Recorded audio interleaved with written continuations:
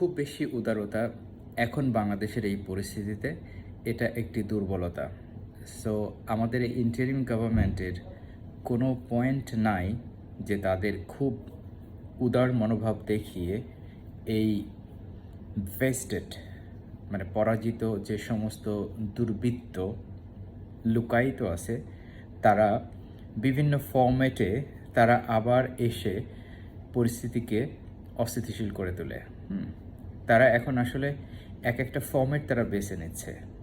তারা বুঝতে পারছে যে এই সরকার হিউম্যান রাইটসের প্রতি অনেক রেসপেক্টফুল, এই সরকার ডেমোক্রেসির প্রতি রেসপেক্টফুল, এই সরকার ফ্রিডম অফ এক্সপ্রেশনসের উপরে রেসপেক্টফুল।